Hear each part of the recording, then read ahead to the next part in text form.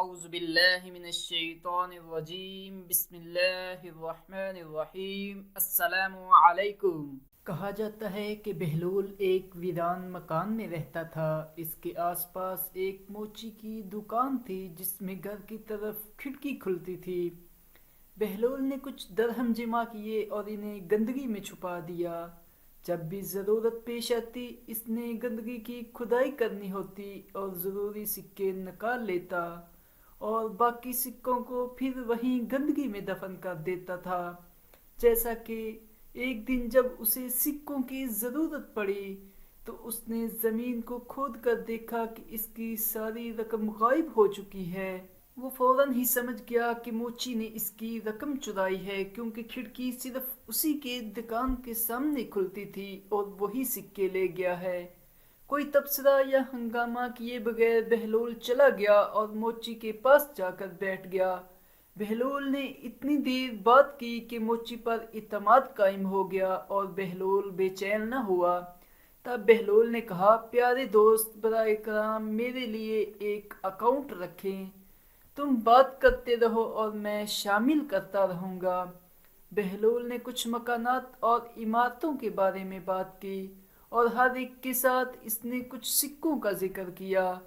پھر اس نے کہا کہ اب جس گھر میں وہ رہتا تھا اسے سکوں کی ایک مقررہ رقم دفن کرنی ہے۔ اس کے بعد موچی نے ان سب کو شامل کیا اور کہا کہ کل 2000 دینار موجود ہیں۔ بہلول نے کچھ دیر سوچا اور کہا، دوست، اب میں آپ سے کچھ مشورہ چاہتا ہوں۔ ٹھیک ہے، بولیں۔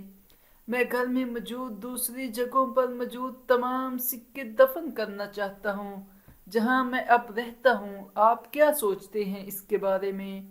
بہت اچھا خیال ہے، اپنے پاس موجود سارے سکے لے آئیں اور اپنے موجودہ گھر میں دفن کر دیں۔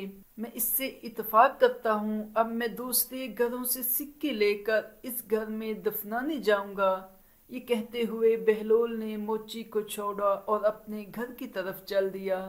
موچی نے اپنے آپ سے سوچا، اگر میں ان سکوں کو وہیں دفن کر دوں جہاں سے میں نے چوری کیے تھے، جب بہلول دوسرے سکے لے کر آئے گا تو میں انہیں ڈھونڈ پاؤں گا اور ایک ساتھ میں ان سب سکوں کو لے کر چلا جاؤں گا۔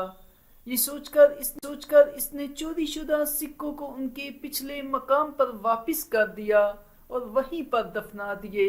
کچھ گھنٹوں کے بعد بہلول اپنے گھر گیا اور اس علاقے کا جائزہ لیا جس میں اس نے اپنے پیسے رکھے ہوئے تھے اور دیکھا کہ موچی نے اس سکے کو جو اس نے چوری کیا تھا اس کو واپس کر دیا ہے۔